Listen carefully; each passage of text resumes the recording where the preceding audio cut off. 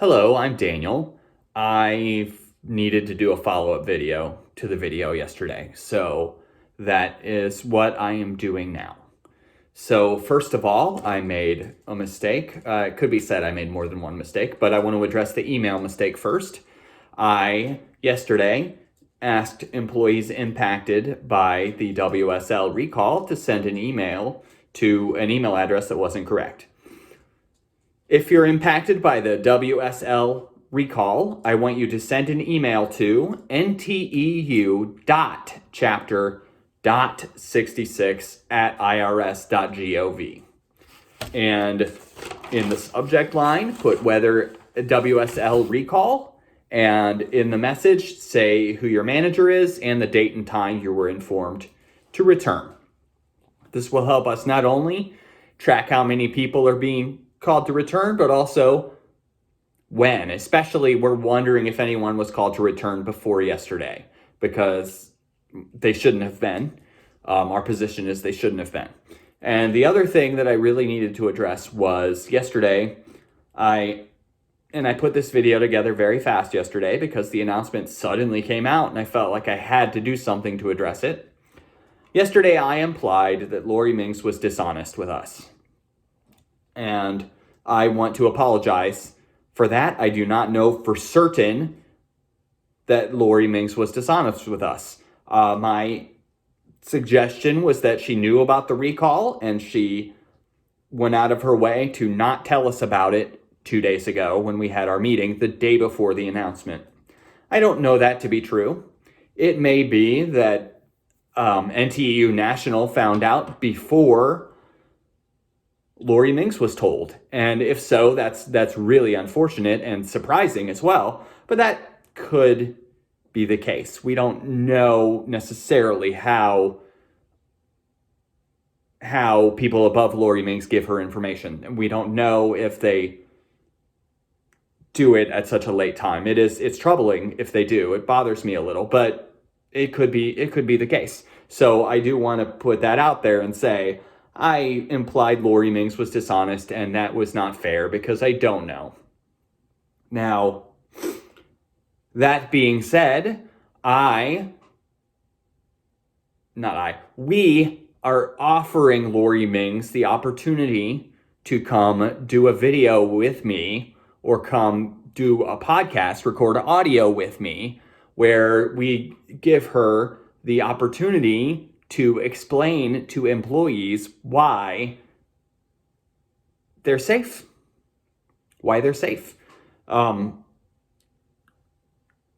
Because I think that would be a good thing for everyone. And I think that would really help not only the union's relationship with the building's leadership, but everyone's relationship with the building's leadership.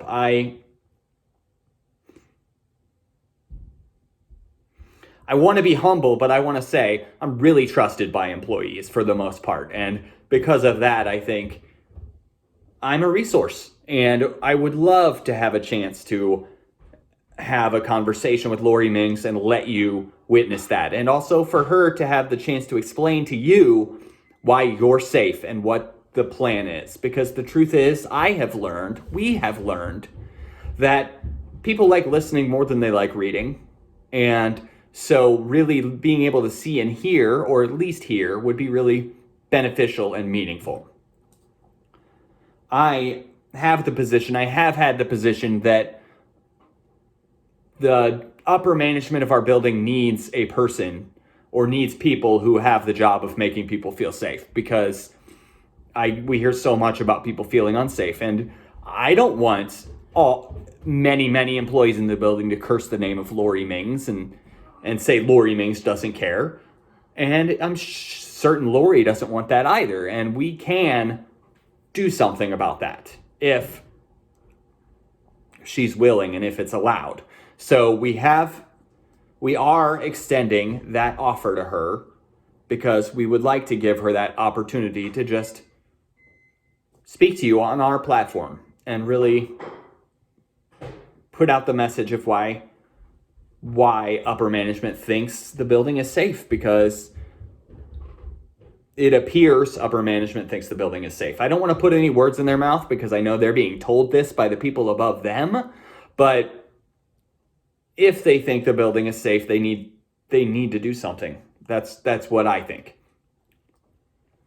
I sort of think they should hire somebody like me, honestly, to encourage employees and help them not panic, but maybe I don't know anything.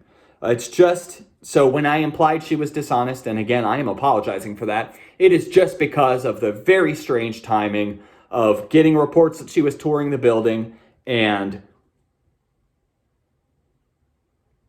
the very next day getting this notification.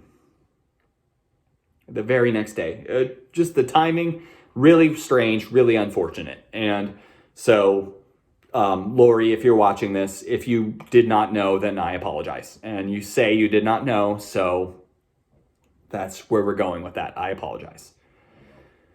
So, next, I want to talk about frontline managers. I do not envy frontline managers right now. They are having to, at times, call employees when they don't want to and tell them to come back. And many of them, apparently, from what I'm being told, plenty of frontline managers have absolutely no idea about this at this time. So they're maybe seeing our videos, they're maybe hearing it from employees, and they didn't know. And so for that, I feel bad for frontline managers that are put in that position, because that's not a comfortable position. In a situation where lots of people, Lori Mings included, are not in comfortable positions, right? And so we're trying to think of more ways to come together and try to get this campus where it needs to be. Right now, the panic is not good. And the people coming back is making it worse. And it's a real scary thing. It's a real scary thing. A couple of questions I've gotten that I want to address.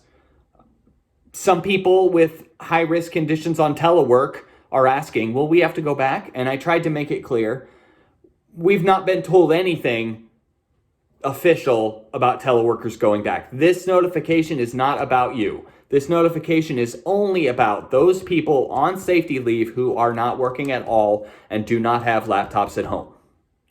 That's it. So if you're not that person, this notification is not for you. And I wanted that to be very clear. I thought I made it clear in the last video, but now I think I didn't. But this notification is for those people, the group that's been shrinking and shrinking of people who are at home, who can't do any work. That group of people is or will soon or may be notified that they're going to return on or around February 1st. And that is who it's about. So if you are a teleworker, if you're high risk and you've been activated for telework, if you're high risk and you've got a laptop and they haven't figured out how to get you up and running yet, this probably doesn't apply to you. They don't want a full building because that would make social distancing impossible. So it's maximizing telework is an important thing to keep in place just for the simple purpose of keeping people 6 feet apart. And that goes into another thing. If you see a situation where people are not being kept 6 feet apart, where people are sitting next to each other or anything like that, you can notify your manager and also notify us, because we sort of are hearing vague rumors about it, but we need names and locations and times. And especially if like whole teams are doing that, that shouldn't be happening. So that's an important thing. So also people are asking, are our rights being violated? We're investigating that and we're trying to find out. I think the agency's argument is going to be we're essential workers now because tax season's coming, but I can't say that for sure. We're investigating that. This dropped on us suddenly. So we're trying to figure it out. There's a lot of questions we don't have answers for, unfortunately. I have to say, if I was a person on safety leave, if I had one of these conditions and I was really afraid that leaving my house to go to work would cause me to get sick, my course of action would be to start using my leave as soon as as soon as my recall is, and let my manager know, hey, I'm just going to go through my leave at this time. The truth is, most of the people on safety leave should have some leave, right, to take some days off. And if I were in that position, that's what I would do. I would try to get my leave to keep me away from work until a vaccine is available. That's what I would be doing. I can't tell you to do that. I can't really tell people to use their leave or to resign or to take early retirement or to do any of these things. But I can tell you what I would do. What I would do is use my leave to keep out of that building, especially if you're that person who has a condition, is really afraid of being sick, is literally not leaving their house at all. Well, then yes, I would say use your leave and stay home, or that's what I would do anyway. Someone asked, can we sue the agency if we get sick, or can our family sue if we die? And I think you would have to figure out a way to prove that you caught it at work, and I don't see a way to prove that other than finding a way to prove you didn't go anywhere but work. I don't know if that's provable, but that is what that would take to win a lawsuit like that. I can't suggest that anyone should try to file a lawsuit, but it would take something like proving that you only went to work. And someone asked, will we be required to take a vaccine? I don't think so. I can't say that for sure, but I don't. My sense is enough people want the vaccine that it's going to be enough to keep our building safe. At least safer than it is now. I do think, my personal opinion is, our building is probably safer than Walmart or the grocery store. Maybe safer than the gas station too. Like, I think our building is relatively safe. I know we have a lot of COVID cases, and nearly 100 now, but the thing is that we live in a COVID hotspot. There are a couple of cases where I think people probably got it at work, but an overwhelming majority of these are not people catching it at work, from what I can tell in my efforts at research. Someone asked, are we going to have to wear masks? I have a breathing problem. I don't know if we could get someone a notice that, hey, this person doesn't have to wear a mask. I don't know if we could get that successfully or not, but I will say, if you have a medical issue that makes it so wearing a mask is impossible, get a really detailed note from your doctor that says that. I can't say whether we'll be able to get somebody a pass to not wear a mask, but I can say that just saying that a mask makes you uncomfortable is not going to work. So if that's your concern, get a detailed doctor's note. You're going to need one. And someone asked, hey, if we take LWOP, can we get unemployment? Or I'm seasonal, if I take non-work status, can I get unemployment? The answer to that is we don't know. We don't know. My guess is that you can't. My guess is that it's up to the state you live in, or rather, it's up to Missouri, and could be up to Kansas if you get Kansas unemployment, if you're one of those seasonal people that is able to get Kansas unemployment. But my guess is that those states are not going to let you get unemployment if you can work and you're choosing not to. I don't know that for sure. So what I will say is, we don't know. We're going to try to find out, but do not count on it. Do not count on it. And someone asked, I'm not teleworking. Can I be moved to a department that teleworks? Our sense is that management has tried really hard to get everyone teleworking that they can, and that the only people left, this small group of people that is at home, not teleworking, not doing any work, can't telework. That's our sense. I'm not speaking to the people that have laptops and that IT hasn't gotten them up and running yet. I'm speaking to the people that have not gotten laptops, have been told they're not going to telework. I don't expect them to issue you a laptop and get you working from home at this point. I don't expect that. Could it happen? Yes, it could happen, but I don't expect that. I don't expect them to give you other duties where you could work from home at this point. I think they have, and I have to say the agency in some areas has done a very good job of getting people up and running for telework. I don't anticipate more people getting laptops and teleworking that aren't doing it now. But I don't know for sure. So I want to be very clear about that. I don't know for sure, but I don't anticipate it. I think that the agency has exhausted all their efforts to get people teleworking, and that's why this is happening, because they have determined, the people, again, the top people, not Lori Mings, the people above Lori Mings have determined that we're approaching tax season and we're not going to pay people to not work anymore. And I know this is alarming for many people, and that sucks, and I don't like it either. I think putting more people in that building is scary, and I hope the agency does an incredibly good job of keeping everybody distant and that we can get the work accomplished that we need to, because the truth is we're way behind on the work and taxpayers are not being served right now very well.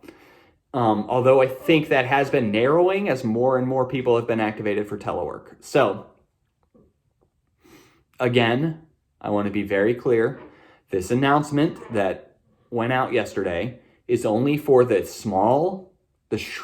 shrinking group of people that are at home that have not been activated for telework, that do not have laptops at home. That is for who this announcement is for. And we are looking into if rights are being violated. And we just don't know. We don't know. We do want to make sure that everything is done to make the building as safe as possible. And that's what we're working toward. I was surprised. And I'll tell you why. People sometimes say, I see messages and comments that say, you work harder for people on safety leave than you work for the people in the building. And we see those messages, and I expect those because people working in the building have an unpleasant circumstance. So I expect those. I did not expect anyone to say, hey, you're not working hard enough to keep us on safety leave.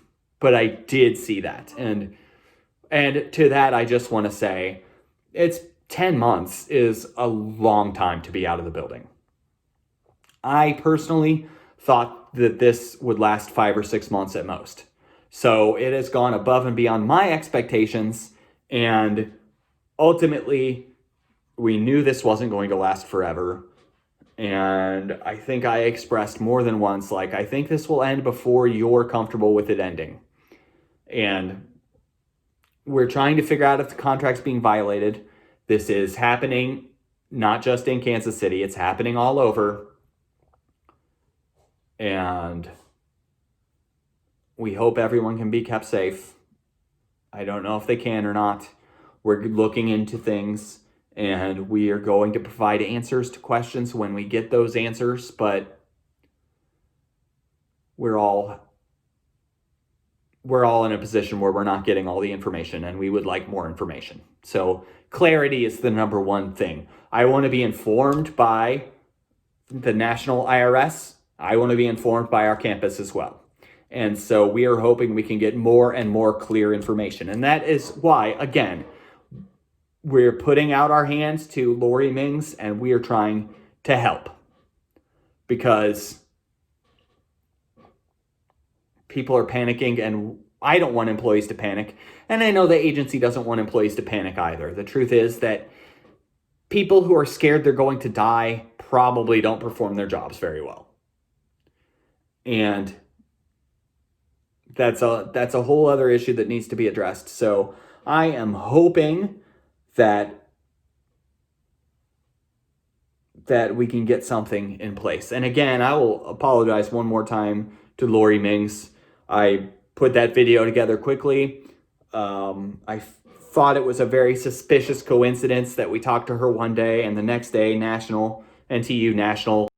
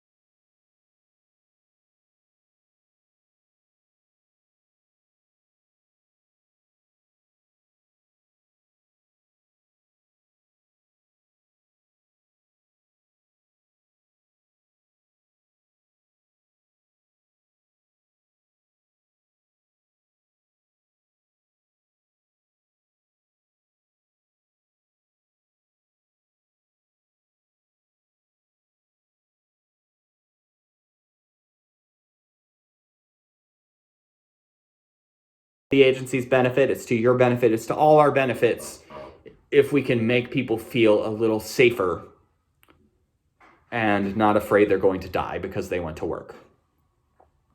So that's all. Thank you for taking the time to watch this video. We may have more COVID updates, I think. As we find more information, we will bring it to you. Thank you for taking the time to watch this video, and stay safe. And wear your mask, please.